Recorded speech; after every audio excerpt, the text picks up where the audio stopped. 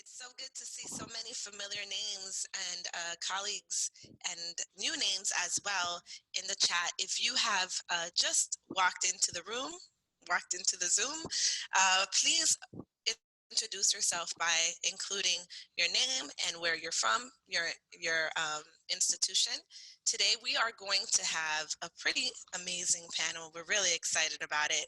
And what we're going to do is, I'm going to explain just real quick what the structure is going to be like. So just to facilitate this webinar, it's a keynote, but because of the situation with the coronavirus, we are formatting this as a webinar. And so all of you have been muted, and your videos have not, they're not going to be activated throughout this session, but this is going to be audio recorded and video recorded, so you can see it in the future if necessary. And so we would love for you to just throughout the presentation to just put in any questions or any reactions, respond to all panelists and attendees. Since we, on the structure of this particular Zoom, the four of us are considered panelists. When you do a response, please respond to all panelists and attendees, unless you have something to say to somebody that you recognize in the chat. I don't know. You can go ahead and do that too if necessary. Sometimes those conversations are fun. So yes, this is part of the virtual CIES, and I'm actually going to go now and do a shout out to our amazing conference hero who has managed to figure out how to make this still happen despite the world pretty much being upside down. Iveta, if you could please introduce yourself and the conference, it'd be wonderful. Hello, everyone, and welcome to the Virtual Comparative and International Education Society keynote. So we planned a series of keynotes for the conference. It was supposed to take in Miami, but everything is up in the air and in flux right now. And we're extremely fortunate that we were able still to keep one of the panels intact and move into the virtual space. And I wanted to say, so this is one of the keynote panels that actually addresses the theme of the conference, Education Beyond the Human, probably in most direct ways. And the company of people who are joining us today as panelists is absolutely amazing, and doing probably the most forward-looking work in this area. So I'm absolutely looking forward to the conversations, the dialogues that will start today, and I hope that they will continue into the future as well, beyond the conference. Yes, and so again, please, if you're just walking in or zooming in, if you could just introduce yourself. If you have questions or reactions or responses that you'd like to share, go ahead and do that through the chat. And then also just let me briefly introduce the speakers. I'm sure many of you already know who they are because yeah, they're kind of a big deal. So before I introduce the speakers, I just want to say how I became connected to this conversation. In addition to the invitation by Iveta, I met Kakali as a doctoral student, a very frustrated doctoral student actually, in 2015, 2016, a woman of color who was very unapologetic about speaking things the way I see it, and about talking about my mom in my publications and citing my mother who had never attended schools, and also a little bit frustrated by the way some of the people who have been more established in the field postured in the academy. And so as I was getting to know Kakali, and we started writing together and to develop the friendship that I really appreciate, because it made me feel like, okay, I can do this. I can do this. She was also building and forging a stronger relationship with AnaLouise Keating. So I feel as though I know her, Dr. AnaLouise Keating, but this is technically the first time that we meet each other. And even though it's not in my hometown, Miami, I'm from Miami, Florida, this is pretty amazing. And so, yes, the two of them, they connected through their love of Gloria and Zaldua, and also their love of topics that we're going to explore during today's session. And so I'm going to just briefly read the bios of these amazing women. And also, let me tell you who I am too. I am an assistant professor, so I was once a doctoral student, and now I'm an assistant professor of special education and culture and linguistic diversity.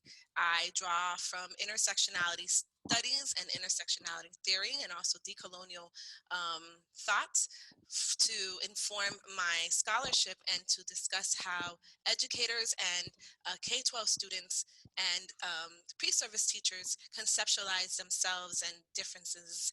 And so that's where I'm coming from. Okay, and then Dr. Keating, she is a professor of multicultural women's and gender studies at Texas Women's University in Denton, Texas.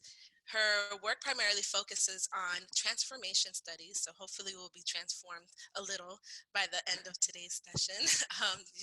U.S. women of color theories, and like we mentioned, or I mentioned earlier, Gloria and Sadua and pedagogy.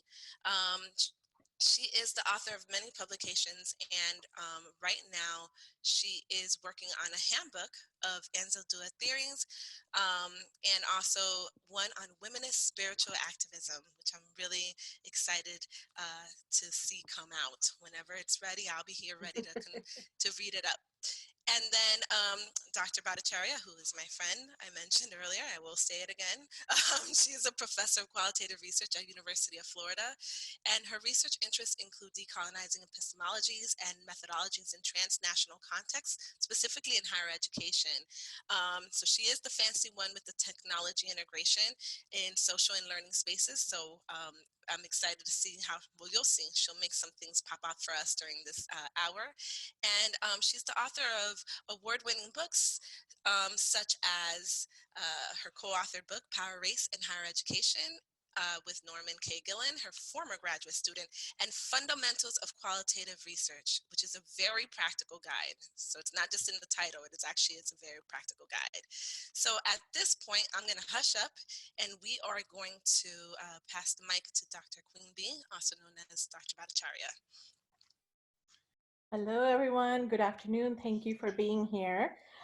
So what we wanted to do, AnaLouise and I, is we wanted to open a circle of us coming together, settling in, centering, and then also closing the circle, which AnaLouise will do towards the end. Thank you, Lauren. So what I'm going to do is I'm going to guide you through a short meditation, and it's going to have a background music. So I'm going to use a YouTube streaming of some music, and it's about 5 minutes, but I also wanted to tell you that this is some of the ways in which I settle my classes and my students in. So it's a daily practice. It's one of the practices that I do with my students. So you can kind of experience that a little bit as well. All right, so I'm going to stream the video, and I'm hoping that you can hear. I'll do a sound test, and then I'll get into our meditative prompts. Can you hear? Okay, excellent. So, can you hear my voice on top of that as well? Okay. Close your eyes, and then if you feel inspired, you can also match your fingers. Look at my background, doesn't make my hand disappear, but match your index finger, touch your index finger with your thumb, and it helps anchor you in the moment. It helps anchor the stuff that's moving through you. It helps bring your mind to an attentive focus. Make sure you're comfortable, whatever that means for you. If you can close your eyes, then close your eyes. If that feels uncomfortable, then have a lazy gaze, not looking at anything, but just kind of looking down the floor or the corner. And then take a deep breath in and release. Like you're fogging up a mirror.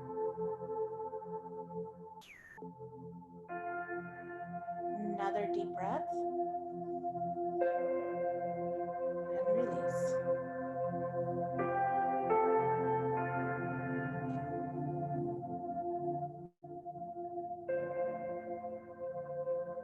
The first step in meditation starts with a deep breath. There's no right or wrong way to do this. So one more deep breath, but this time when you take the breath, imagine you're breathing in everything clean. It's a cleansing breath. Think of breathing everything clean into your body. And then when you let go of the stuff that your body doesn't need.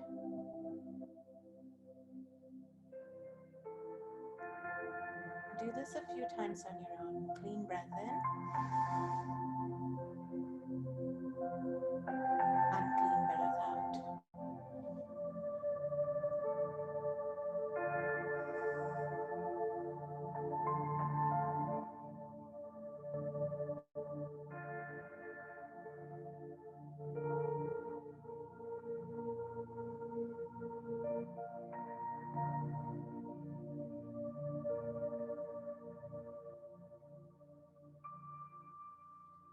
This time when you take a breath in, imagine this huge iridescent ball of light on top of your head with everything clean and everything you need in it.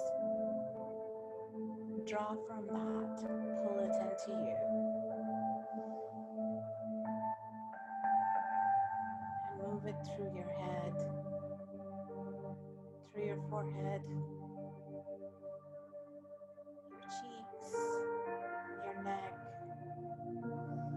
your chest, your stomach,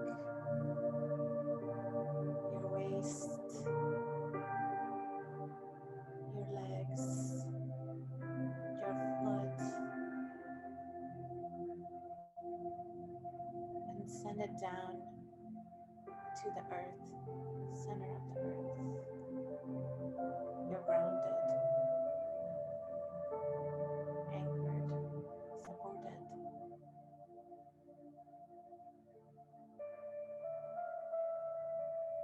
In this next breath, when you pull from the light all that you need, imagine your body lit up as the light moves through.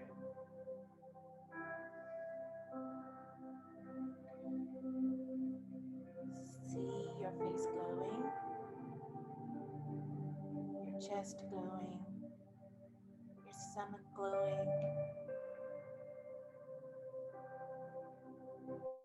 legs glowing, feet glowing.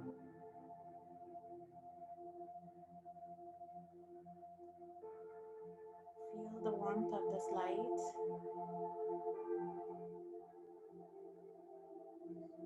If you have any wisdom tradition where you want to call your elders, guides, angels, whatever your belief system is, feel free to call them on as you glow.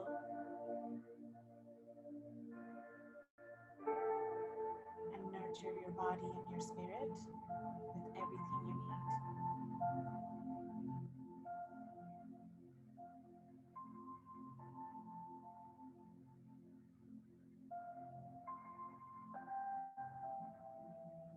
Now imagine this space of light that is your body expanding. This glow in your being is expanding and filling up the room that you're in. The whole room is light.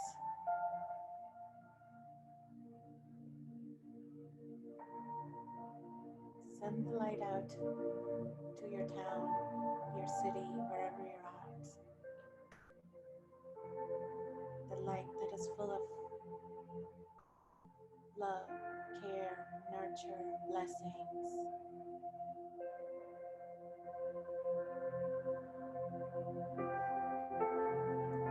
Send the light out to your country. There are people who could use this light today.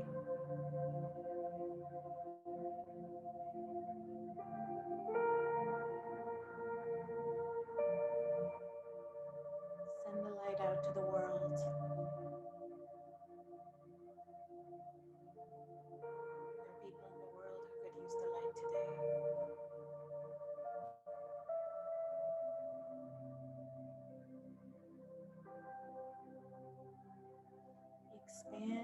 light being to our solar system.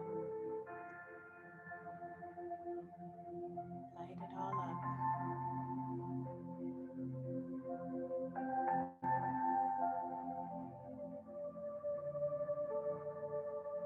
You're safe in this light.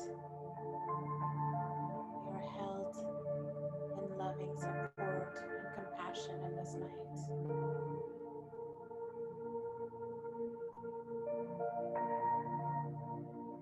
Expand the light to the entire universe and maybe beyond.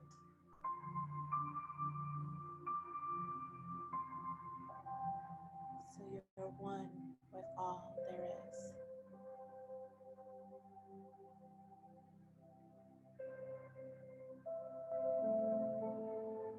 Hold this feeling in.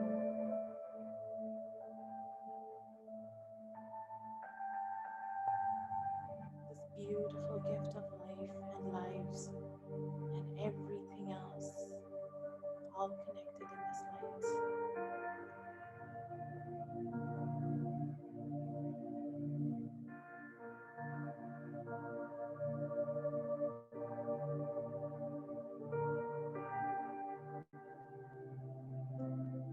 If you're meeting your ancestors, guides, or other wisdom tradition-based figures, send them a thought of gratitude for being with you, for guiding you.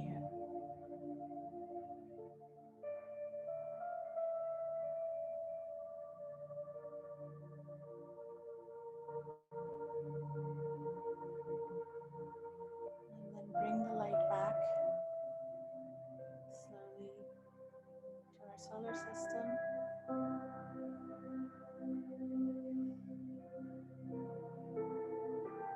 Then to our world.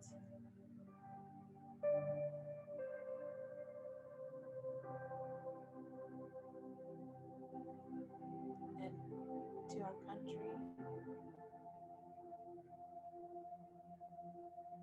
To our town. To the room that you're in. And in our body.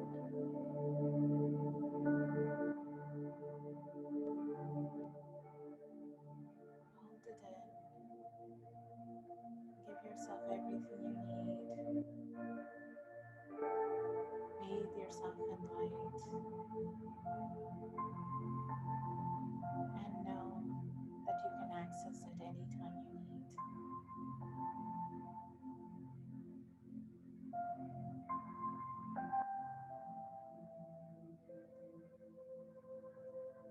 When you're ready, come back. Open your eyes.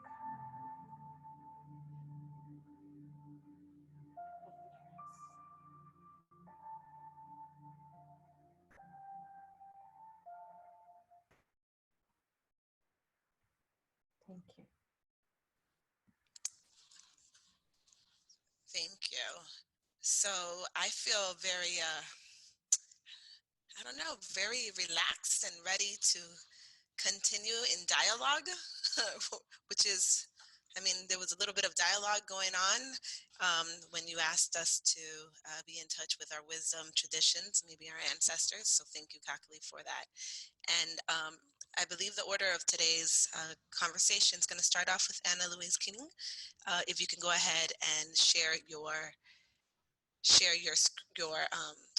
PowerPoint, and then I'm going to, it's about 15 minutes. Would you appreciate like a couple minutes warning? Yes. Oh, okay, perfect. But I also will, let's see. I'm bad with PowerPoint, let alone all this other stuff. There we go. Wait. Yeah. Is that good? Can y'all hear me? Mm-hmm. And see the thing? Okay, cool. Yes, thank you. Let me just set my timer also so that I make sure I don't go over.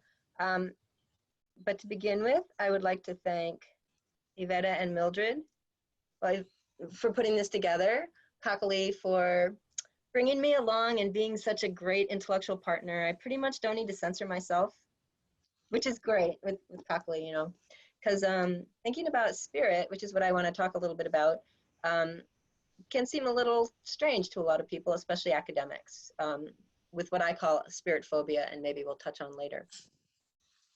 So the guiding questions that Kakali, and I want to thank everybody who's here right now, like, so cool. And also, sorry, I think just the gratitude for the internet and for electricity and for all these things that are allowing us to connect in these not completely different, but certainly being stretched in different kinds of ways.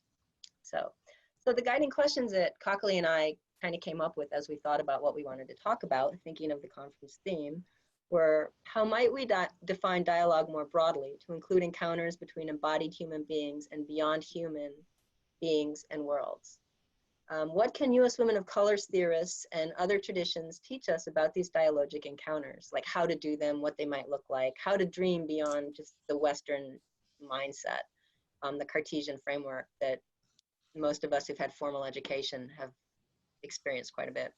And how can we use these encounters to develop transformational pedagogies, innovative research methods, and the intellectual humility that can facilitate this potentially transformative work? And so my brief comments especially focus on the first two, and kind of set things up to really think about the third. And maybe that's something we can also, you know, think about as we continue to talk. So, and of course, who's my go-to person most of the time as I think about these things because of the paths she paved? That would be Gloria Anzaldúa.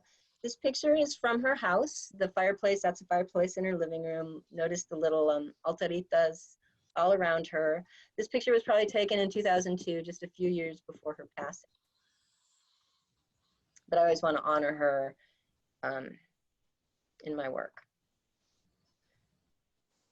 So, thinking about how we might redefine dialogue. And I know that new materialism has done a lot to think about moving beyond the human, but there's other conversations that were happening way before new materialism and some of these recent theoretical perspectives. And so I'm trying to think about them and bring them in. And what I want to think about and kind of propose is thinking about dialogue in ways that view it as an ontologically multidimensional conversations with spirits. So ontologically multidimensional, what I mean is that idea of multiple overlapping or interlocking, or however you want to conceive of it, and I don't think words can do it justice, realities. So multiple worlds coexisting simultaneously that we can access in different ways. And part of this access or work involves working with spirit, which can be defined in many ways. And I use the parentheses around AT to think of conversation as also conversion. So to kind of get in that idea of transformational conversation. And so the first quote is Anzaldúa from Light in the Dark. I've been developing an ongoing relationship with the spirit of trees and nature sites since I was a child, and I can alter consciousness in order to communicate with them. To shamanas, consciousness refers to that part of our being called spirit. Trees, rocks, rivers, and animals have consciousness. So this kind of dialogic framework is one that posits consciousness in everything. And that positing consciousness, calling it spirit, calling it whatever we want to call it really, is a way to start setting up relationship so that we can have these relational exchanges, which is of course very different from the Francis Bacon approach, which would just be like taking things apart and just looking at things as dead or never living objects. And I see this, well, of course, throughout Anzaldúa's work. And just one other thing to point out about this particular quotation is this idea of an ongoing relationship. So it's more than just setting something up and then just acting as an individual researcher, right? It's setting things up in a way that really focuses on process. So it's always allowing for a back and forth. It's always allowing for the possibility of being changed through those exchanges. It's not just going and hugging a tree because you're giving a tree whatever. It's more like sitting with a tree, opening oneself to thinking differently, but not knowing what that difference would be, getting into a kind of meditative state perhaps, and then just being open to see what develops. It seems to me, looking at Anzaldua's work, that this is one of the things that she's talking about.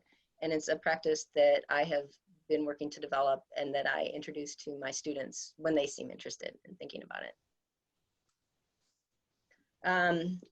So here's another quote, also from Light in the Dark, that kind of offers this kind of dialogue and kind of the ontological framework for it. Spirit and mind, soul and body are one, and together they perceive a reality greater than the vision experienced in the ordinary world. I know that the universe is conscious and that spirit and soul communicate by sending subtle signals to those who pay attention to our surroundings, to animals, to natural forces, and to other people. We receive information from ancestors inhabiting other worlds. We assess that information and learn how to trust that knowing. The mind does not make things up, it just imagines what exists and tells the soul to remember. The soul forgets and must be reminded again and again by signals from nature, whose spirits exist in fields, forests, rivers, and other places, and from arrebatamientos, traumatic events. So we could probably spend hours just talking about this one statement because there's so much in it. It speaks to the ontological multiplicity, this idea of multiple worlds that interlap with what Anzaldúa here calls the ordinary world, ranging from natural forces to ancestors to a lot more. There's a lot she's talking about. She's offering, and I really agree with this, it's hard to, it's a challenge to wrap one's mind around, but this idea of imagination going with the imaginal, which she got from Henri Corbin. I don't know any French, so I'm sure I messed up that accent pretty badly.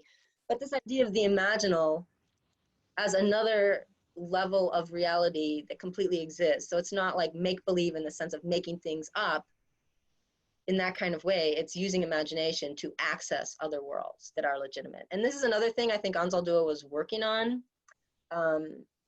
And I think that she offers us these clues and kind of like a justification to be doing the work. It's much easier for me to talk like this because I can refer to Anzaldúa, who is kind of like starting to do some of it in ways that always connect with social justice. You know, it's not just like, I'm gonna do this so I can write a great novel and, you know, whatever. It's always connected with trying to change the world.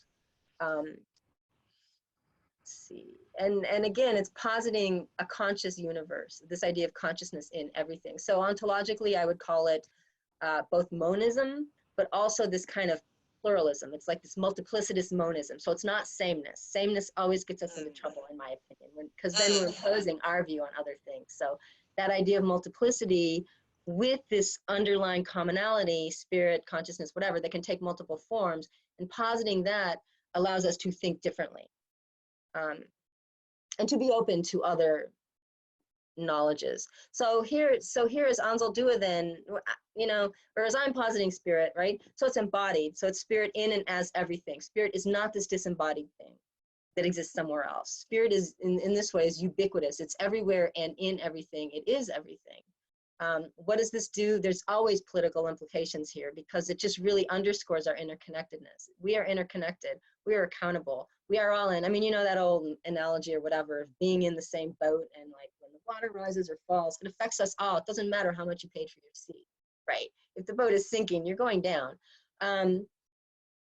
So that's accountability connected with selfishness, which works well, I think, when talking to students and helping them understand it. But also it's a positing of reciprocity and inclusivity. All of that, I think, is contained in this view.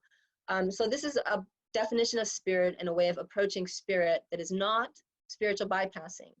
Spiritual bypassing is the use of spirituality to ignore what's going on in the day-to-day so-called ordinary world. This is thinking about spirit in very different ways.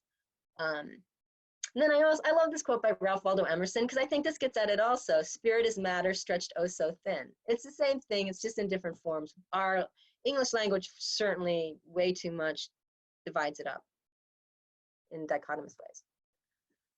So then I am thinking about conocimiento as method. So Anzaldúa's theory of conocimiento, which has 7 recursive stages and is like what she was working on at the end of her life, and in some ways is a culmination of much of her work. But I love this statement that she has in her lecture notes. Hopefully we can devise better methods than empiricism, the scientific method, and quantitative analysis, come up with new tools. I propose conocimiento, one in which the creative process, dreams, imagination, and meditation are its methods. I think we need more methods than just this, right? But I think thinking about the creative process, thinking about how dreams, what role dreams can play, what role imagination can play, what role meditation can play as part of a method, a research method, a way of creating new knowledge, a way of accessing knowledge that exists that we just typically don't look at because we are too ingrained in objectivity and certain forms of analysis and rational thought. So what would be a first step to all of this? Well, actually the first step would be positing the possibility of an animist worldview, right? Consciousness, spirit, whatever, and everything. But I think intellectual humility is another really important first step. So it's embracing uncertainty, right? I'm really excited about that. I'm sorry to interrupt, but that was one of my questions. Yes. Okay. All right. Cool. All right. This is how, like, if it was in person, it would have been, but okay. And Very you know excited. and I actually don't apologize. I love that. Like I do, like my teaching, I love that, like looking to see where people are. I'm an empath, so I need all of that stuff. So this is like super out of my comfort zone like crazy. So yes, embracing uncertainty, like we can't know for sure, right? That knowing for sure is something that we've been told to look for. And of course it seems to give a sense of security. It just isn't. It's not even really a thing. So if we can embrace uncertainty, we can move farther, if that makes sense. It's like not fighting the undertow. Decentering the human is crucial. That assumption that we can know everything, that we should know everything, that we can control everything, it really, I think we see how it's playing itself out right now in the whole world. Not well. So that kind of decenters that assumption of objectivity. And factual truth is very, very reductive, right? So it's not getting rid of facts or not saying facts don't matter, because we've also seen how that goes, but it's just like not, it's looking at them differently. And then I think part of cultivating intellectual humility and doing this kind of work is releasing control, but also staying grounded and centered, and a kind of confidence, especially for people of color, especially for anybody from any kind of marginalized group. Then cultivating intellectual humility does not mean giving up a kind of like confidence, right? So we simultaneously can have that confidence through staying grounded and centered as well. So that's the end of my comments. Since we have a little bit of time, we did have a question about the term conocimiento from an audience participant, and there was a little bit of dialogue, but the question is, you know, many of us speak many languages. Okay, conocimiento translates to knowledge, knowing, but it's more than just that. So can you expound on that a little bit before we transition? Yes, I sure can. Yeah, and it's interesting that Anzaldúa chose the word conocimiento, because so I'm doing the genealogy and I can see it, for a while she was using it like conocimiento, like knowing, but then suddenly she talked about the path of conocimiento. And it's when she was, so conocimiento is a path. It's this path of knowing and it's knowing that's defined in this radically embodied way. It goes way beyond, you know, it includes intuition, it includes rational thought, it includes activism. And in some of her manuscripts, it's really interesting because she's using conocimiento and spiritual activism almost interchangeably, right? And then I've also realized, like going back and looking at her early stuff, she also has what she calls queer conocimiento. She has a theory of this that is also early. So she's using it in ways, she wanted to make theories that brought in Spanish to honor that which is not English, but also to honor her own roots and her own background. So bringing in the Spanish was always really important, although sometimes I wonder how that has held back her international reputation, honestly, or even, you know what I mean? That's a great question. Absolutely. Absolutely. Since we privilege English, especially in education research where we're situated in, we privilege English publications written in English, and she went out of her way to not just only speak in English. Yes. I want to just contextualize something for audiences who may be new to Gloria and Anzaldúa and to you as well. So you kind of like I'm geeking out, but you reference like a secret stash of her work that you are not secret, but a stash of some things. You mentioned some of us may be familiar with her published works, but you also mentioned seeing other things that she has written. Can you explain that a little bit as well? How you are able to see that she had this queer conocimiento, maybe if it's not something that's been published yet. Yes, yes. Okay, so Gloria was like she saved everything. I had the honor of going to her house and helping to develop her archives. She literally saved everything, it seems like. So there are hundreds and hundreds and thousands of pages of her manuscripts, and they're all at the University of Texas in Austin. And so I've just been spending the last 3, 4, 5 years, whenever I can, like really looking through the manuscripts to try to understand. And because I worked with her when she was alive, I also have I have dozens of copies of the Conocimiento essay, because we did a lot of back and forth as she was writing it. So I am looking at a lot of stuff. That ones, the notes she wrote to me, yeah, I guess I have those, and those are like, but a lot of it is at the library, Yeah. Very neat. Very neat. So thank you. Thank you for explaining that too. So maybe this idea of queer conocimiento and other ideas that have not yet to come out will be coming out in these upcoming publications. And so thank you for that preview. And at this point, we'll transition to part 2 or part 1 or part, I don't know, we're not going to do numbers, but Kakali is going to talk about her own, Dr. Bhattacharya, her own perspective, her own thinking about dialogue beyond the human, or more than human. Thank you so much. Can you see my screen? Can you all see my screen? Okay, good. Well, thank you again for inviting me, and thank you, AnaLouise, for joining me. This is such a true moment of honor, given that I was reading AnaLouise's work as a doctoral student, and now I get to share space with her. So I'm extremely honored. I started thinking about how I have not been able to enter this conversation about the notion of being more than human. Something fell out of source to me, and I tried to think about my own tracing of more than human dialogues. Like, how did I become aware of more than human, and when was I aware of more than human? And I remembered that when I was growing up in India, no one really taught me about interconnectivity of all things explicitly, but I just kind of knew. And I knew from wisdom traditions and from how people live their lives every day. But I also don't want to romanticize India and make it the bastion of virtue without injustices to humans, animals, environment, and other things. But rather, I just want to highlight that what is getting a buzz in the West now has always been a part of awareness and practice in complex and nuanced ways in many communities across the world.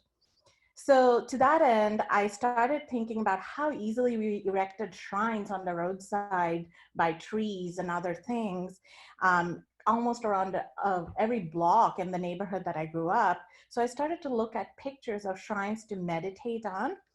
And then I came across this. This is a special issue in South Asia Multidisciplinary Academic Journalist 2018. And I had a whole issue on shrines. And this totally changed the way I started thinking about all of this. And I was going to have to restructure my thinking, but I found colleagues who have done ethnographies on shrines, and I was like swimming in the richness. So what I want to do today is I want to put my own thinking in dialogue with the work that people have done on shrines. And I also want to see where we're going. So it's the beginning of a conversation. It's beginning of my thinking on this as well. So I welcome conversations after or during, so that we can sort of enhance the way I'm thinking about this and the way we are thinking about this.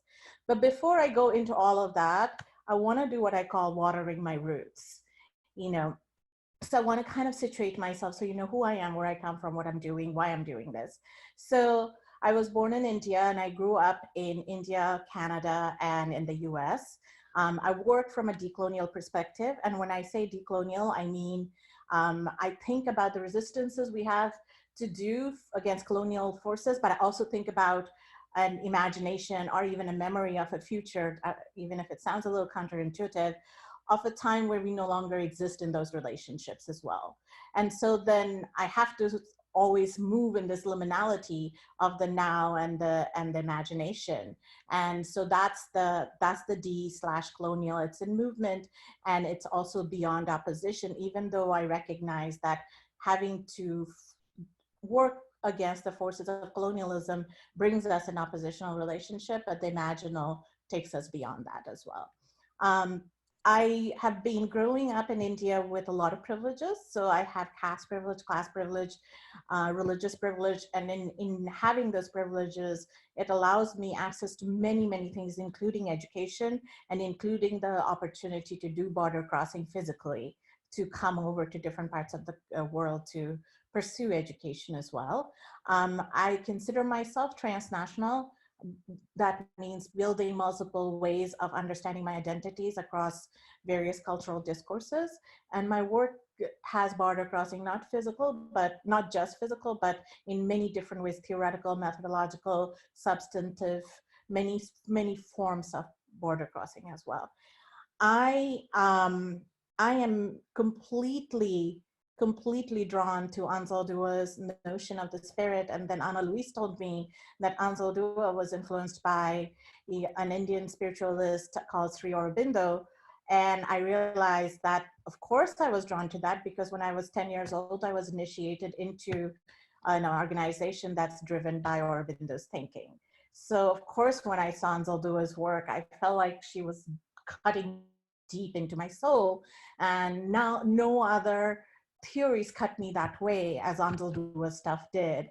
And I realized that she was speaking to the 10-year-old version of me that, understood this in a different way. And Ansel Dua gave me language in the West to connect to a 10-year version of me that was first introduced to some of these ideas in a different way. So I speak from wisdom traditions, and just to ground our thinking on spirit and spirituality, which AnaLouise did a beautiful job, but there is this one quote about Ansel Dua that I just love about spirituality. So I'm going to just read that quote because it's beautiful and it'll help me make the kind of arguments I want to make in this talk. So Ansel Dua says, and it's in Light and the Dark, which is like my go-to book for everything now. It says, spirituality is a different kind and way of knowing. It aims to expand perception, to become conscious, even in sleep, to become aware of the interconnections between all things by attaining a grand perspective. A source reality exists. So she doesn't shy away from that at all. And both physical and non-physical worlds emanate from it, forming a secondary reality. When you catch a glimpse of this invisible primary reality, and realize you're connected to it, feelings of alienation and hopelessness disappear. Coming to terms with spirit means bringing yourself into harmony with the world within and around you. One finds one's way to spirit through woundings, through nature, through reading, through actions, through discovering new approaches to problems. And I'm absolutely in love with this, and I come to it many times because it opens up different portals of understanding and inquiry for me. And I come to it because it's inclusive. It doesn't anchor itself in any faith or religion, and it speaks of an onto-epistemological way of understanding our existence in this realm and also beyond. So there are three broad constructs that are guiding my conversation with you today. One is the Ansel Dua's notion of spirituality. And then the other is this construct of Chinmoyi and Mrinmoyi. These are Hindu philosophical constructs about the divine feminine. And I'm kind of interested in a little bit of the exploration of women and their relationship with shrines that I found as an ethnographic account in that special issue. So I'm going to highlight some of that over there too. So the construct here presented here exists in other philosophical traditions and wisdom traditions as well, but they might be languaged a little differently. So this is not unique to this wisdom tradition, but I'm grounding myself there because it helps me talk about it from a more sincere and genuine space. So Chinmoyi and Mrinmoyi are both terms that refer to the divine understood as a female principle in the context of Hindu philosophy.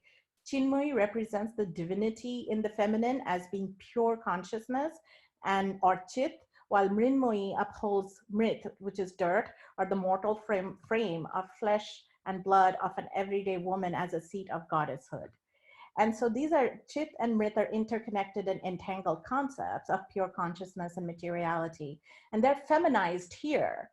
But I think broadly speaking, the construct of pure consciousness and materiality do not have any specific gender. But I am just rooting myself here because it helps me think through this lens. So these are some pictures of shrines in India, and they exist in various religious traditions and wisdom traditions. So there are Hindu shrines, Muslim shrines, Christian shrines, Sikh shrines, some Jain shrines, and some shrines from Sufi traditions. But granted, I'm going to acknowledge the fact that there is a lot of communal violence around these shrines that privilege, obviously, Hindu shrines, and there's been a lot of pain around abolishing shrines, breaking down shrines. And so what happens is that these shrines, the existence of shrines in India also are contingent on local, national, and religious politics that play out in very complex way. So this then becomes Maya, which is another word for illusion in Hindu philosophy. It creates a separation between the tangible representation of a wisdom tradition and the actual wisdom itself. So I'm sharing this limits, this problems, because I don't want to promote an essentialized discourse around shrines, that this is all pure and there's nothing wrong with it, or there's nothing else and this exists in this essentialized pure vacuum of all goodness. And I don't want to do that, even though I want to talk about shrines that can function as a space holder and as a liminal threshold marker for more than human dialogues. And I'm going to get into that a little bit. I know Dr. Boveda loves etymology, so this is for you. So, an etymology of the word shrine. Brian Larius and Raphael Voigt, they have a chapter, they have an article in the special issue, and other scholars share that shrine is derived from the classical Latin scrinium, which meant a container or a chest or a box for keeping papers and other documents. In its Old English form, scrin, it meant a case for relics, and from the 14th century onwards, it was used to designate the tomb of a saint. It then became synonymous with the term sanctuary and thus designated a building set apart for worship. The Oxford Dictionary defines the term shrine as a place regarded as holy because of its associations with a divine figure or a sacred person or relic marked by a building or another construction. This is as of 2017. So next, what I'm going to do is I'm trying to show you quickly some examples of shrines in India, just to give you a feel for the diversity of how they're erected and how they exist. I'll only speak some parts of it when it's going to be outside of my wisdom tradition. I'm going to show you the representation, but I'm not going to speak to it more because I don't think I'm authorized to speak about that, and I'm going to practice some humility here. Okay. So the top shrine that you see is actually a Muslim shrine of a Sufi saint, which gets claimed by both Hindus and Muslims. And he brought water to the community, and he is very well revered, except there is debate about whether he's Muslim or Hindu. So he's loved by more than one wisdom tradition. Bottom right hand, where you see the white shrine, that's actually a Muslim shrine. It's a darg. The middle one with the magenta cloth there, that's a shrine in Nepal, and it actually is very minimalist and very few material objects around it. And the left-hand one is a small temple, small shrine that is through Hindu wisdom tradition. All right. So what I'm going to do is on the next set of slides, I'll share with you some examples of very transparent connection to more than humans as depicted in the shrines and certain rituals around worship around the shrines.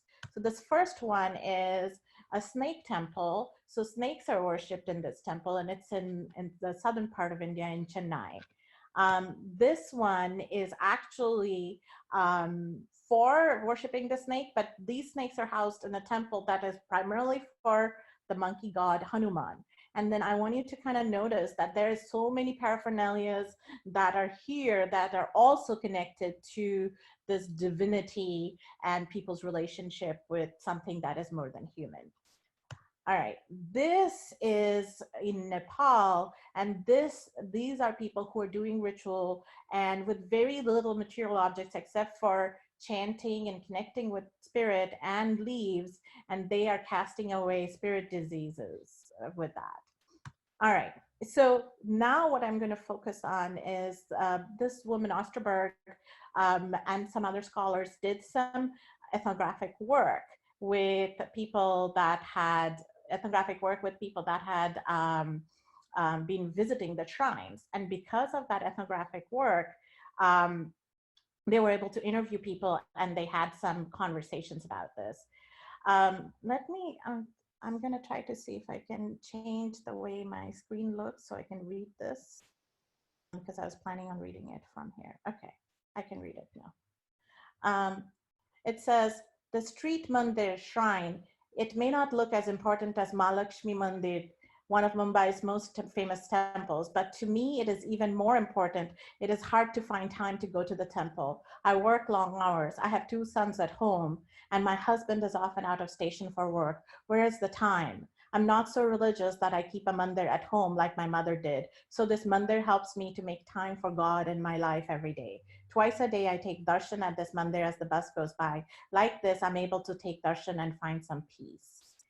And then this is another interview conversation where it says, if I'm doing this, I feel very peaceful. Me time, you know, so this is about somebody who's visiting the shrine. I feel this is me time for myself. So the researcher asks, do you talk to anyone when you're here? The participant says, frankly speaking, I don't do any of that. Sorry to say, but I don't connect to this. Whatever people do who are coming here, because many of them do, they start bitching, gossiping, all those things. I'm not interested in that. I'm coming for many years.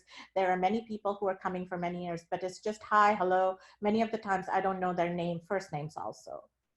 Another one, another participant that the researcher asked, whom do you meet when you come? She too doesn't meet anybody, no one. I just sit here for 5 to 10 minutes and leave because I have work at home to take care of. I will go home to prepare food. I have to cook twice a day.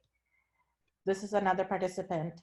So how did I speak? So she spoke very performatively and wanted to be heard as a good speaker.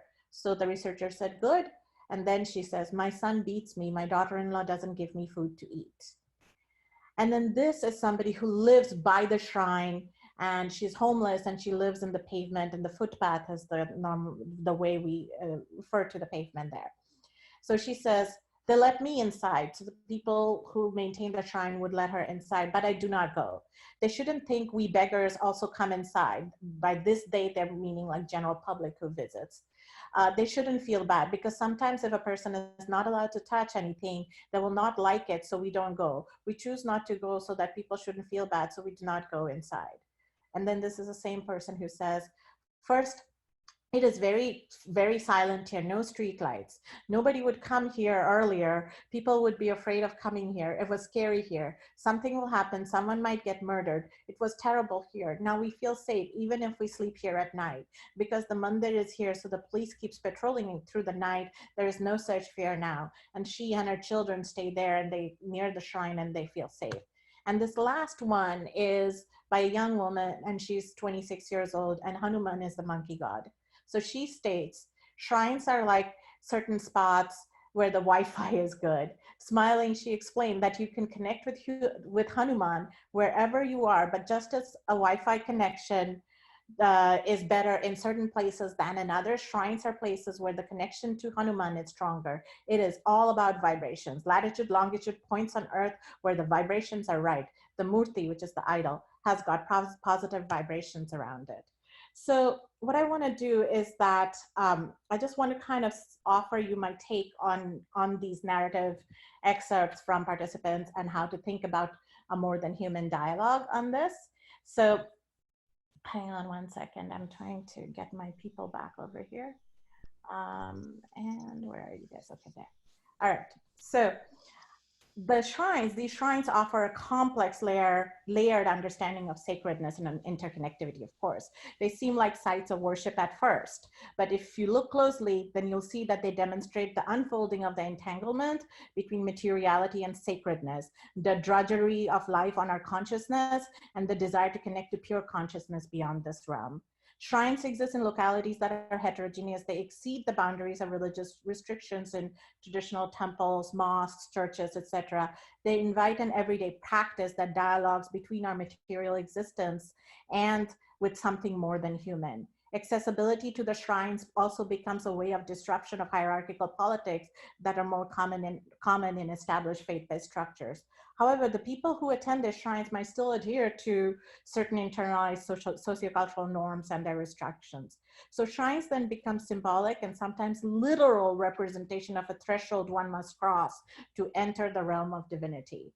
The roadside location of the shrine amongst the busyness of one's day transparently situates the awareness and pathway to connect to something more than human. Yet shrines are also liminal because they exist in this realm and not in this realm when connected to pure consciousness. Then shrines become the entanglement of pure consciousness and materiality. And then dialogue with more than human occurs in a variety of ways. Some visit the shrine for just a view, others sit in quiet contemplation, some come to network. Women use the shrine to negotiate gender and domestic politics. Some women come to escape from domestic turmoil. Others that find the shrine might be acceptable location for a woman to travel between from home to work or home and market or wherever she thinks she's restricted in her movements. Shrine becomes an acceptable space to go to. Then the shrine becomes a space for dialoguing between this material condition and wanting to cross over this condition as well. The pavement dweller finds the shrine to be a safe space for herself and her children. In that way, even with her keeping a distance from the shrine, she connects to a sacredness of her body and spirit. Dialogue with more than human occurs through prayers, through stillness, through a sense of being here and there, being now and beyond now, being in impermanence and one that exceeds time, space, and creation, the interplay of chit and mrit, the two constructs that I opened up with. And this form of dialoguing is simultaneously ordinary and extraordinary, accessible and built into our consciousness, and we're oriented towards it in an integrated part of our lives, so much so that even if we didn't stop or pause, we knew that this is a space, there is a space. That's the making of the divine and the material intersected at this roadside shrine, entangled in its own messiness, but outside the boundaries of traditional religious and restrictions. And if you can see that I have evoked the understanding of more than human by bringing forth entangled relationships between the human and the monkey and snake and flowers and leaves and trees and physical and sociocultural structures and ritual paraphernalia and of course spirit. So a binary relation between human and more than human doesn't exist. Whether we're conscious of it or not, these relationships are always already entangled and not always situating the human as the superior to anything other than human. For instance, in the examples that I have provided, people have reverentially situated pictures, basic pictures, tiles, trees, physical structures, animals, reptiles, and even certain food items as being more sacred than themselves, as being the liminality through which they too must pass to get a glimpse of source energy that Anzal Dua has talked about.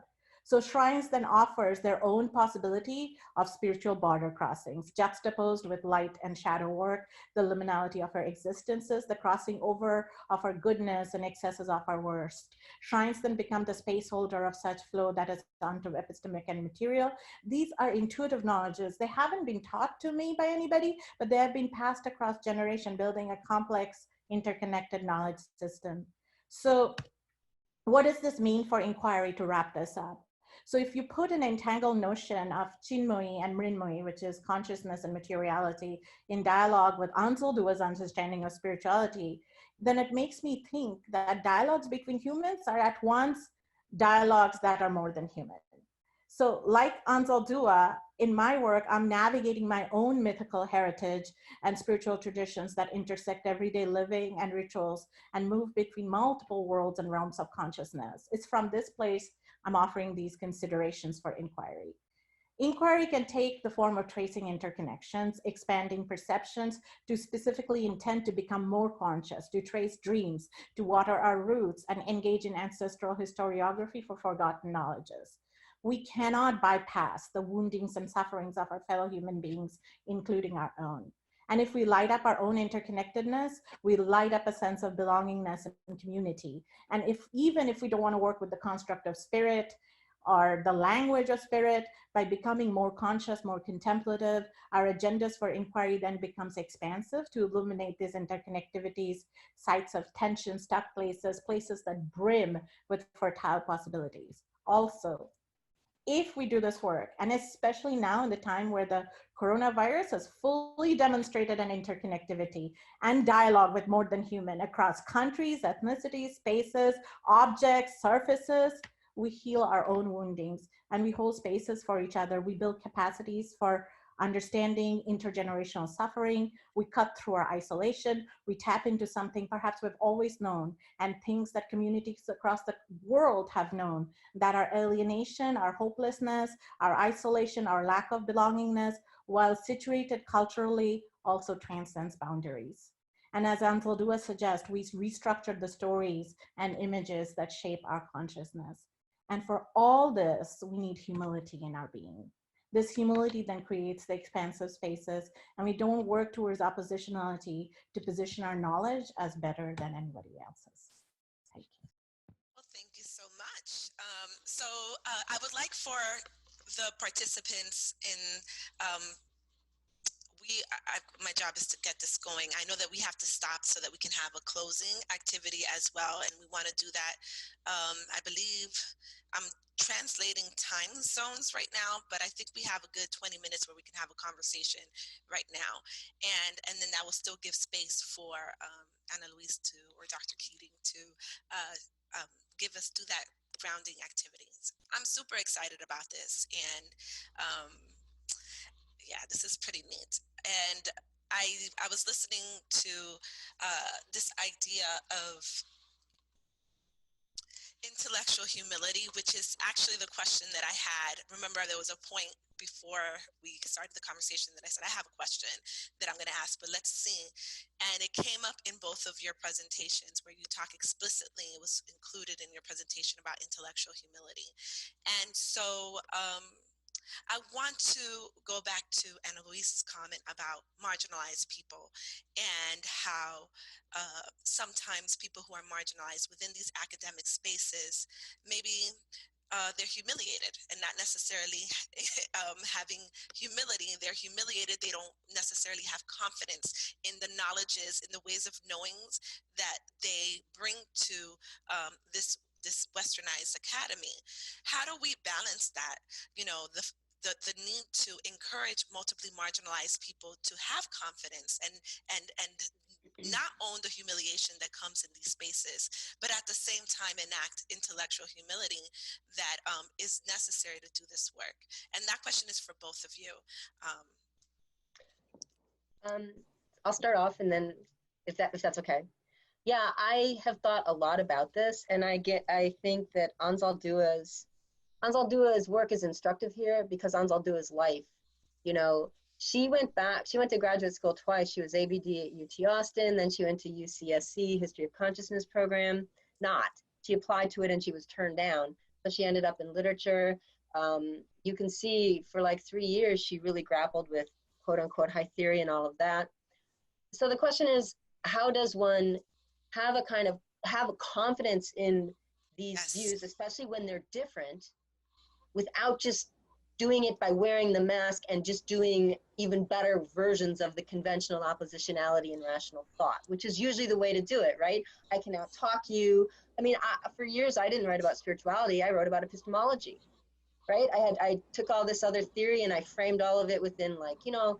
Is it because of spirit phobia that you described before? Exactly I like that term, the spirit phobia. So you knew that they weren't going to be looking at you so excitedly. I had so many turndowns when I tried to talk about it. I knew for sure. So part of it is doing the Wizard of Oz thing and showing to our students, especially students of color, behind the scenes. Here's the usual mechanics. Here's how it usually works. So the question is, how can we use different strategies to get across these different points? But it's also fostering a kind of confidence that I do think I'm sure there's many ways to do it, but certainly one is through a kind of meditation, through a kind of grounding, through these various connections with spirit, so that you go into these other spaces with this like certain kind of strength that I think is then conveyed. And this is what I see in Anzaldúa. And I see it not just in her writing, but looking into people's encounters with her and things like that. looking at her giving talks, so she can stand there and say some of these different views with a kind of confidence, right? And it's not a confidence that's made by just climbing over other people or out punching somebody else. And so it's developed internally, and it also is at strategic times exposing the dynamics. They don't To work be when honest they're with you, exposed. if you look up, if you try to do, because I'm in the process of doing this right now, to think about intellectual humility, the way it is framed is always from a very Western male perspective. Like there's hardly enough of us who are not coming from this Western gaze, Western perspective, talking about intellectual humility. So what ends up being like, I'll read like the version of intellectual humility, which would be more of like a performance of feigned modesty. Yeah. And, you know, that doesn't seem to match with what you were describing. How about Right. you, Dr. Bhattacharya, aka Kakali, aka Dr. Queen Bee? What do you have to say about this notion of intellectual humility? And I'm very excited. I hope you write more about it, Dr. Keating. You know, I just don't think that we are taught that, you know, in Western education, what intellectual humility is. And you know, the kind of like, I kind of knew that. I knew that as I was doing my dissertation. I said that if you are entering a research space, you have to be humble, even if somebody has signed a consent form, because that's such a colonial process to make communities sign paperwork to extract something from them, right? So even in the construct of research, when somebody's signing a paper, it's still a hostile process to them. Many communities will see that as hostile, you know. And so I said that you don't have a right to know, even if somebody has signed something. You have to go in there with a humble posture, not just posturing, with humility in your heart, in your onto epistemic orientation, that people are not repositories of knowledge, that you're now going to have a paperwork that gives you permission to extract things. You know, so this whole structure of inquiry, if we can think through it as somebody who's trying to learn from others, you know, then it comes out as being sincerely humble, as opposed to posturing to be humble. Like if you truly understand interconnectivity between living, non-living, and all things, the humility should bring you to your knees. you, Absolutely. you should realize you are this fleck of dust, you know, in this grand magic of the universe. You are this fleck of dust, and you And should. simultaneously, when it comes to people of color, we are also made less than human. So we're Yes, talking about being that's more than that's human. a yeah, So that's the tricky balance that because that's there are two things to that. I mean, where what I'm talking about is Western training first, and then I'll get to that one. So the Western training, you know, the people who are talking about interconnectivity, I mean, I see the publications, but I see the practice and the publications vary. The ethics of who they're engaging in practice varies, because in the writing they're talking about radical interconnectivity, but in the practice their children are playing with the people that look like them. You know, their parties and weddings and everything are happening with people that look like them.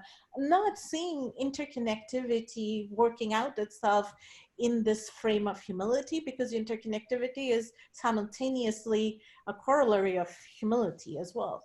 You know, on the other yeah, hand, I struggle with this understanding of decentering, because I think that that idea of centering and decentering is a very sort of binary idea to me, because I don't think that there are people who have ever been centered. I don't think that the human beings are all on equal level no. to be centered. So And this is a conversation that I've had with Iveta when it came to this conference theme. You know, like some of us in our society with this issue of intellectual humility, etc., yeah, some of us are barely considered fully human. You know, we're treated right, right, as garbage. right, You know, whether we're disabled, whether there are stories that have so many stories that have yet to be told, and yeah, get so for me to see academic discourses and predominantly white, affluent, very well educated, right, very affluent women to want to go beyond that, or to say, this is the other part that I talked to Vet about, and this idea of, oh my gosh, look what man has done, look what humanity has done. And I'm like, my mom didn't do this. My mom is not the one, or my grandma, they live very sustainably. Okay. They had Afro-Indigenous ways of like not taking more than what they needed. I'm not owning that. So this Western man is responsible. And it's not just Western men, because we all played a role to an extent. This human exceptionalism is not just a Western thought, but it was propagated especially by capitalism, etc. And so people going beyond the human, or saying, oh, look what humanity has done, feels like it's erasing what Indigenous people have been saying about these topics. And Yeah, our people from all sorts of community, and AnaLouise and I talked about this as a form of bypassing, you know, and that's why in my talk today I wanted to share with you that the centering and decentering is such a Western construct that comes from a site of privilege, because if I look at the constructs through which I culturally grounded, it's not necessary. You can still argue for an equal justice type of work and come from a place of humility to understand the sacredness of the tree and the flower and the snake and the monkey, and in ways that you're not even situating yourself as superior to any of it, I you want know. to go to your presentation as well. There was something when you quoted the first woman, I wrote it in the chat because I didn't want to forget it. It reminds me of something that went viral when you were, she's Twitter famous, y'all. If you don't follow her on Twitter, follow her on Twitter. She knows technology. But this theorizing from the streets. And so what these women were doing, what you were describing to me, connected to this idea of theorizing from the street, or theorizing from spaces that we don't typically say, well, that's theorization that's happening. But she was doing that in the sense of she was engaging in religious practice that wasn't just confined to the temple. And so when And I hear people, yeah, and people theorize from the streets all the time. They just use different language, because people who are not centered, people who are forgotten on the everyday, they need to freaking theorize for survival. oh yeah, They need to know when danger is coming. What's the pattern of danger? What will that danger do to me? They need to theorize, but their language is different. They're not obscuring the shit out of what they're saying. Language is different, you know, but they're theorizing, and there is absolutely so much value for theorizing from the streets. And they're theorizing. The homeless woman who is there, she is theorizing her life, her danger, her closeness to spirituality with, you know, a safety, you know, and she is leaning on the privileges, sociocultural privileges that Hinduism has, to give herself some respite from the oppression that she's experiencing. She's theorized it. She's theorized how to survive on the street using, leveraging a privileged infrastructure of religion, you know. So she's doing that. So I can't think, that's why I said I can't enter this discourse the way the West has entered it, because I've always been here. I didn't need an ontological turn to be here. I had been here.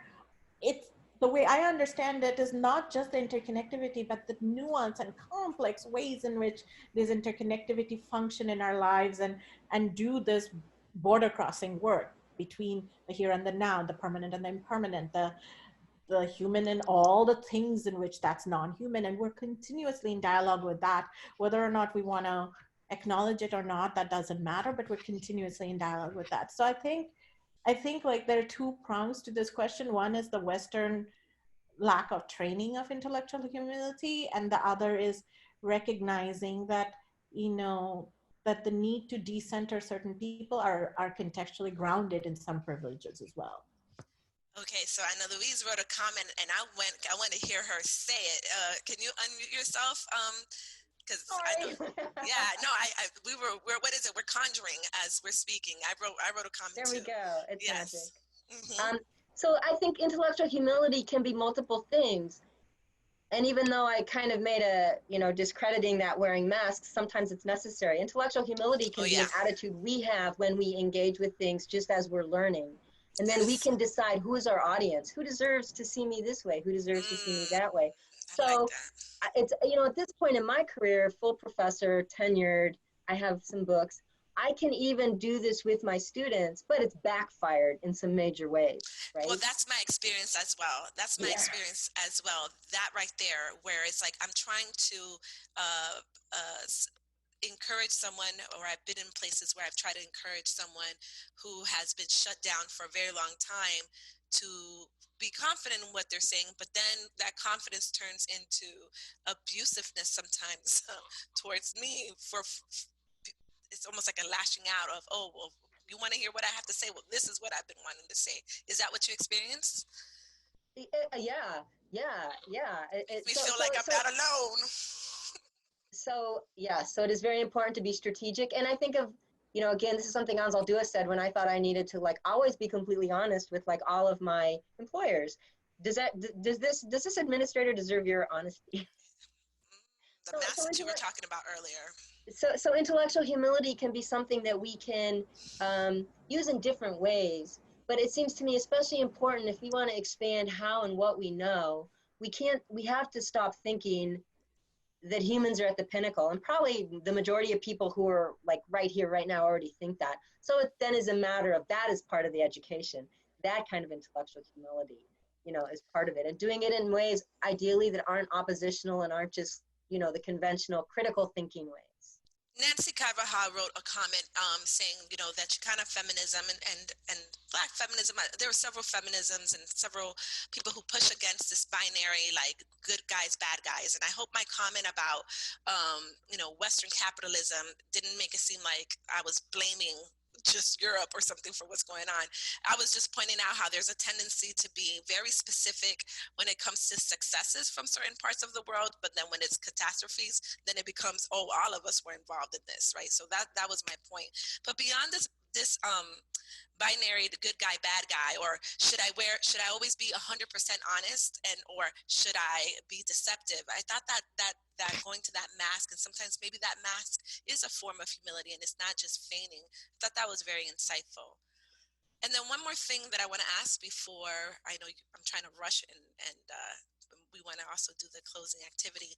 I want to ask about, this is something that I'm very much concerned with. And so whether you believe in spirits or, you know, I heard a talk, AnaLouise, where you said something that really resonated with me. I don't care what you call it. It is what it is, right? So whether you want to call it spirit, magic, whatever you want to do, I'm okay with it. If you want to call it epistemology, but we're really talking about spiritual work, sometimes, you know, I'm not going to get caught up in that. But I'm constantly thinking about my legacy as an academic, and me no longer physically being here, and how my words and ideas will be picked up afterwards, you know, or this idea, the memory of the future that you've mentioned, Kakali. I thought that was beautiful, but I'm very much aware of that because I've seen how people like Anzaldúa who have passed on, and other folks, how their works sometimes gets picked up and misunderstood and misrepresented. And also like just thinking about beyond the human, these are literal paper. It's not a human being necessarily, or their spirit that's captured on a sheet of paper and words printed on there. And yet there's this like physical thing that may carry the spirit, and in my family, which we come through oral traditions, sometimes it's not even physical, it's just repetition of stories and how those stories are kept in the hearts of the next generation. What do you guys think about that, and how do you think that has to do with the theme of this conference, this idea of like, we're not going to be here physically forever, there is this materiality, and there's a responsibility or thoughtfulness that's required when we're engaged in research, when we're engaged in writing, that will go beyond our human embodied experiences here. I think we can't control it, right? I know like in written stuff, we can try to anticipate the objections and say, I don't mean this. This is what I mean. And that's why I took the time to kind of define spirit a little bit, but we'll miss some of the objections. I think in a sense, we give our stuff, and this again, I learned from Anzaldúa, we give our stuff to the world. And I think sometimes when we can see it as co-creating, then it becomes more okay. And I think we can do like rituals, or, you know, some might call it magic, to kind of pray. Every time I publish something, I do a prayer. I said, please let not somebody use these words to do damage. I really do that because it happens, you know, yeah. There's many times where we see these politicians and these hurtful beings pick up ideas and just completely misuse it. So I literally pray. I'm like, please, God, don't let this be misused. Kakali, Yeah. Thank you. So I have always understood that when the work leaves my hand, it belongs in the world. It belongs to the world. And the world will enter it as and how they will enter it based on the person's place of consciousness at that time. And I'm at peace with it as to how they enter it. So there's a wisdom tradition idea that I follow, is that it's like you are going down the river in the middle, and then on both banks of the river there are people who are supporting you, and so you have the cheers and the jeers, and your job is to stay in balance, not to be in your ego so much because, oh my god, look at me, I'm Twitter famous, and not to be like completely drained because reviewer 2 has really gone for blood, you know. and and there's a weight, not that I do that well, it's a practice means that I'm not perfect, I'm going to practice and I'm going to fail and try again, and all of that, and recalibrate and reconfigure. But I really try to understand that people enter my work from their own place of consciousness, and it'll do what it'll do. When I'm trying to write it, I try to be right with spirit when I'm writing it. While And you're actually going through the writing process, yes, when I'm you going try to through the make sure writing you're. process, I am in right. And that doesn't mean that the work is infallible or anything. It will have flaw because it represents my place of consciousness at that time.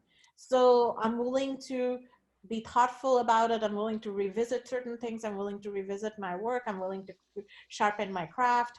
And to me, that's my humility, to know that this is what I can do on this point in my spirit and consciousness, and that it can change later, and that this isn't, all that it needs to be. It's all that it can be at that moment for me. That's actually very helpful.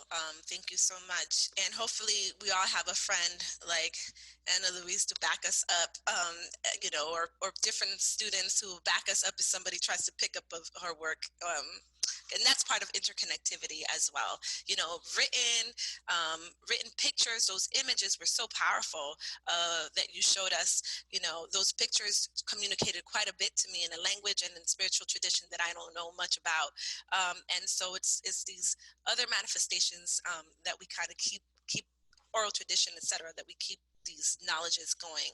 And then we had a question here about, can you suggest an introductory article or work for a novice who may not know words like ontoepistemology or ontological, I don't know, fancy pants, but who wants to engage this kind of thinking?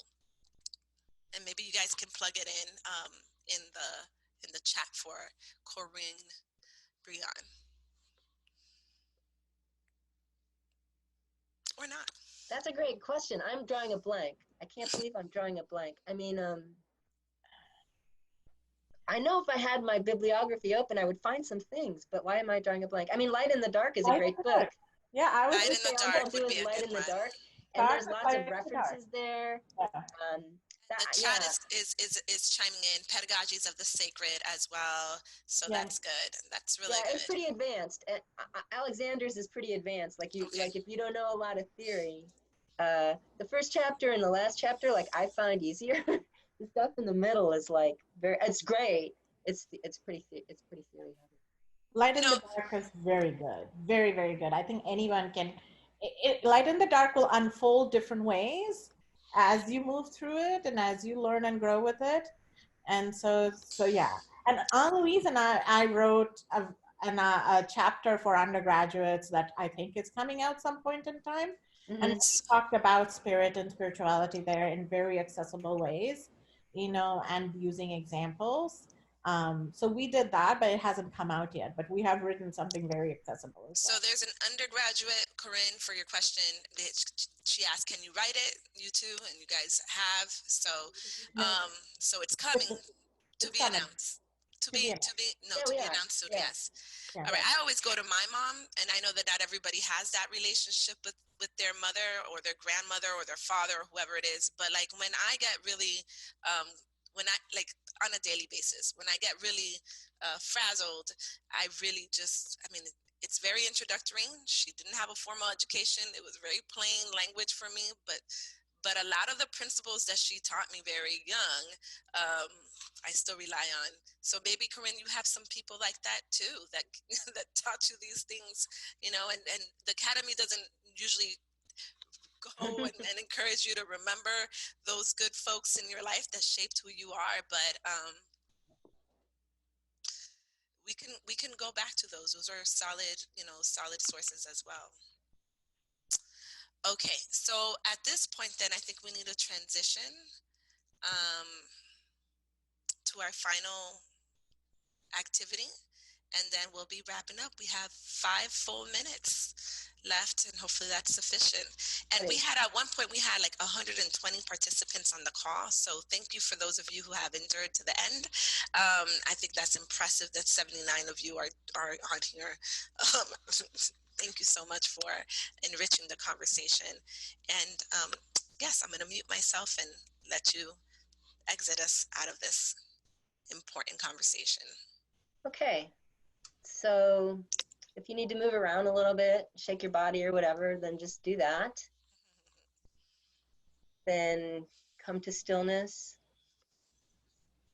Come back to your breath.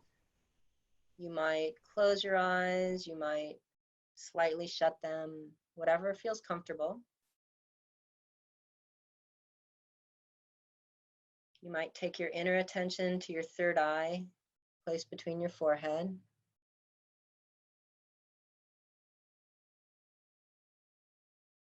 Notice your head, your breath.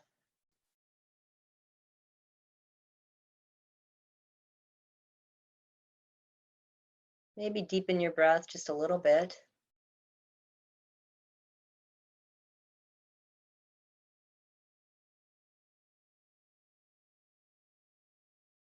And then notice whatever part of your body is touching the ground. Might be your feet, might be your tailbone.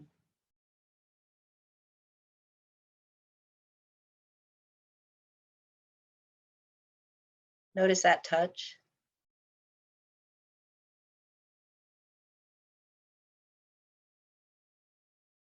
Then imagine you have like an upside down flower. Might be a lotus, might be a tulip, some flower that opens. And as it opens, it allows in the earth's energy.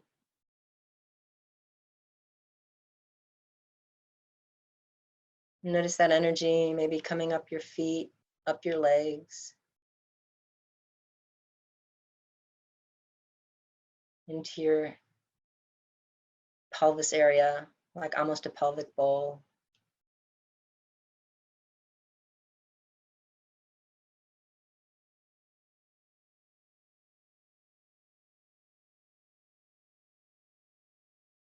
And know that anytime you need grounded, the earth's energy is always there. All you need to do is be open to it, observe it. We are of the earth, of the ground.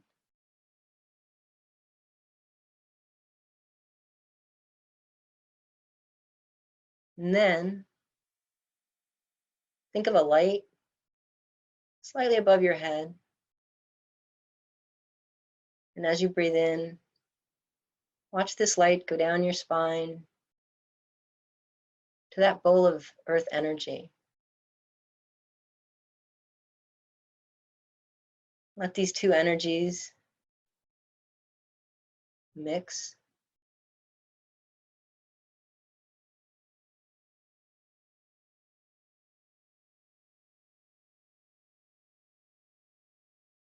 Notice how they strengthen you,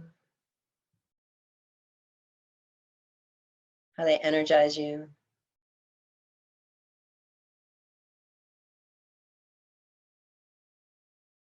Just imagine them moving through your body, through your energetic channels.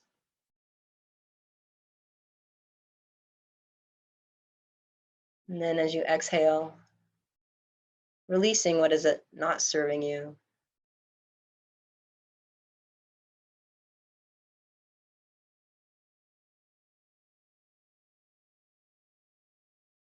Maybe you think of it as running back into the ground where it can be purified.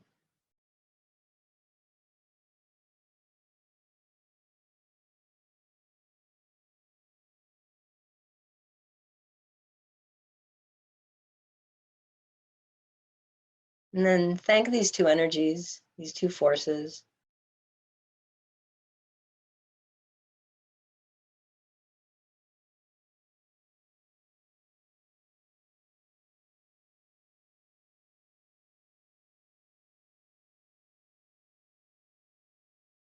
As you release them,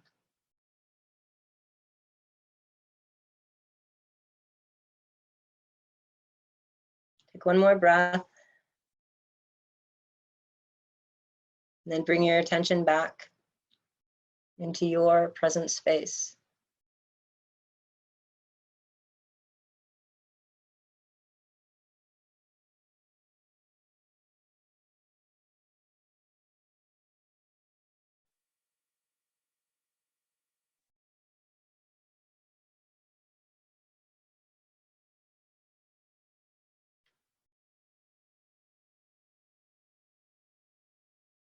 So this kind of activity is something I offer my students, and they tend to like it.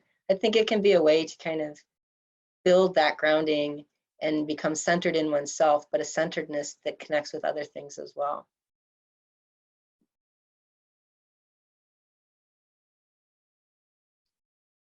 Myself, hold on.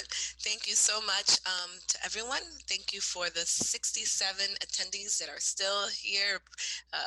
Thank you so much, Iveta. Iveta, do you have any final thoughts or words for the participants here? Feeling good? I hope we met your expectations. You put a lot of pressure in the beginning when she was like, they're actually talking about the conference themes. I'm like, oh my goodness. Hope we thank everybody. This was absolutely beautiful. But I also wanted to invite all of you to move into our virtual film festivalette space as well, because there are beautiful, beautiful films that our curators put together that explore a lot of these issues in a more in an artistic way and not in academic settings. It's a different, another way to move into other worlds, but through visual and well, through the visual experiences. So that space is open for you as well. So join us thank you for joining these academic discussions, but also feel free to move into the other spaces that we try to create through art, through film, and other experiences. So thank you so much. I'm gonna Facebook friend request you, AnaLouise Keating. Don't feel pressure to say yes. I will. I'm gonna, because now we know each other. And Yeah. bye-bye, everyone. Thank you so much. Thank you.